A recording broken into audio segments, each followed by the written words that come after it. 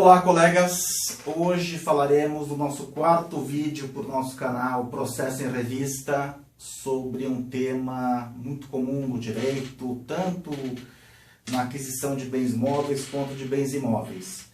Trata-se do contrato de gaveta. Aquela prática de quando, que é muito comum, né? Quando o nosso cliente não tem crédito para comprar um imóvel, seja um imóvel residencial, um imóvel, ou seja um carro, quando ele não tem crédito para comprar esse imóvel a prazo, normalmente ele compra o financiamento de alguém que está em andamento. Apesar de parecer bom, apesar de ser algo que a jurisprudência aceita, inclusive, em sede de embargo de terceiro, com base tanto na Lei 8.004 de 90 para a questão de bens imóveis, quanto também através do próprio Código de Processo Civil Novo, artigo 13 e 17, se não nos falha a memória.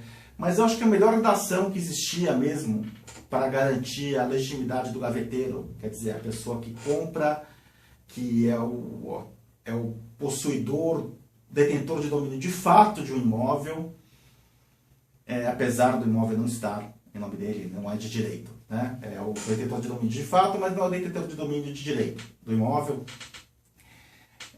Eu acho que a melhor redação que havia para legitimar a situação do gaveteiro era a redação do artigo 76 do Código Civil de 16, que falava que para propor ou contestar uma demanda basta ter legítimo interesse econômico ou moral, né? E com base nisso ajuizava-se, até hoje se ajuiza ação ainda em prol de gaveteiro, embargo de terceiro, etc.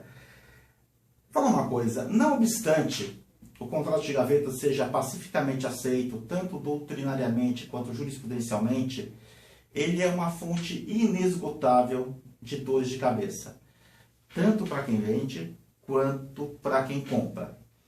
Vamos falar de alguns casos que são uma prova clara.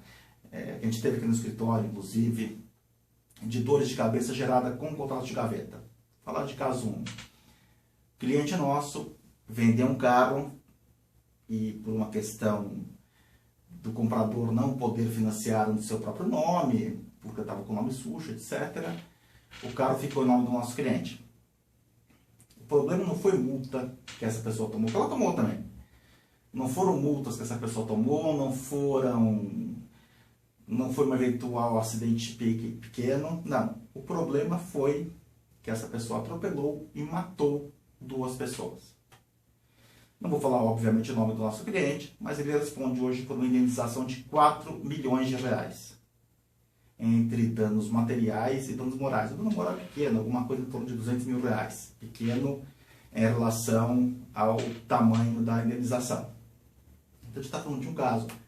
Tá? Então, se você compra um veículo, você vende um veículo e ele continua no seu nome. Legalmente, ele ainda continua seu. E você é responsável por ele. Você é responsável perante terceiros, inclusive. Salvo a hipótese de ter feito uma comunicação de venda no Detran, que também é discutível, mas é assim, na melhor das hipóteses, no melhor dos cenários, você ou o seu cliente vai gastar muito dinheiro com o advogado. Vou falar de um exemplo 2, também aqui do escritório. Cliente nosso financiou imóvel, tá? Comprou imóvel financiado junto a um banco, mas ele não tinha condição de assumir, porque por questão de renda formal, na verdade. Por renda informal ele até tinha condição de assumir. Mas por uma questão de renda formal ele não tinha condição de assumir o financiamento. Ele comprou um imóvel de alguém que era o titular do financiamento. Bom, aconteceu que essa pessoa titular do financiamento sofreu um processo trabalhista. Ela tinha 4 imóveis em seu nome e o juiz determinou na ação trabalhista que ela indicasse um dos imóveis para a garantia do juízo. Imagine qual que ela indicou. Exatamente, ela indicou o imóvel que pertencia, que ela havia vendido ao meu cliente. Tá?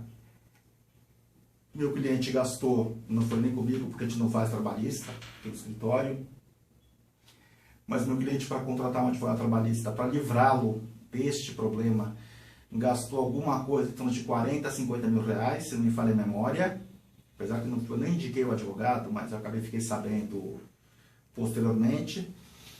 E não foi uma vitória simples, tá? Ele foi ganhar no Tribunal Regional do Trabalho da 2ª Região, se não me engano, no agravo de petição, que é o recurso cabível, por maioria. Agora não sei se foi 2-1 ou 3-2, mas ganhou por maioria, quer dizer, não foi nem uma vitória unânime.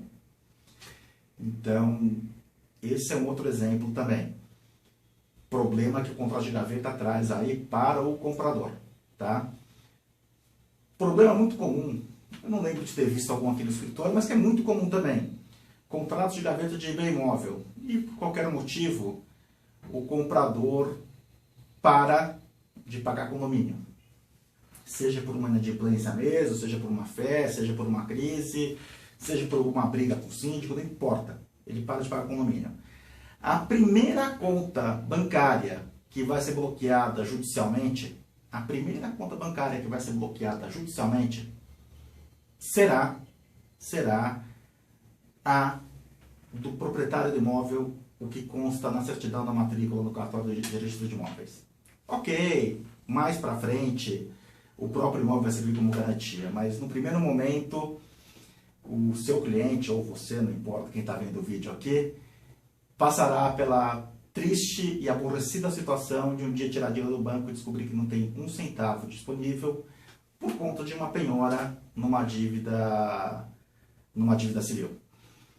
Outra coisa muito comum que ocorre também em contratos de gaveta, eu já vi alguns casos desses, a gente teve um no escritório, é o falecimento de uma das partes. Então imagina que você comprou, ou seu cliente comprou um imóvel de R$1 milhão, de R$2 milhões, através de um contrato de gaveta. Mesmo que ambos estejam de boa fé, que ambos respeitem os direitos e condições estipulados no contrato, de repente acontece que o vendedor, não o gaveteiro, quem vendeu o contrato, quem era o titular originário do contrato perante o banco, etc., acaba até eventualmente quitando o contrato junto ao banco, mas aquela pessoa morre. Os herdeiros, e é quase que uma regra geral, já vi casos assim, o vizinho fala, olha, me desculpa, mas o que vale é a escritura. E na escritura, quem é dono do imóvel é o meu pai. Será um novo processo judicial, será uma nova briga para tentar confrontar uma escritura. É algo que não é fácil. Os casos que eu analisei em relação a isso, até que o gaveteiro conseguiu obter um certo êxito na justiça, mas, voltando, gastando uma quantia considerável com honorários advocatícios. Tá? Então, terminando esse vídeo, o que eu queria colocar é, o contrato de gaveta é válido, ok. Não tem discussão quanto à validade jurídica dele. Tá? A questão é, vale a pena fazer? Eu entendo que não. Eu dei, acho que 3 ou 4 exemplos aqui, mas há muito mais que a gente pode falar. O que a gente tem visto na prática é que o contrato de gaveta é uma fonte inesgotável de dores de cabeça, tanto para quem compra quanto para quem vende. Procure sempre fugir desta modalidade de contrato. Boa tarde a todos, muito obrigado pela atenção e até o próximo vídeo, quando voltaremos a falar das medidas indutivas do novo Código de Processo Civil.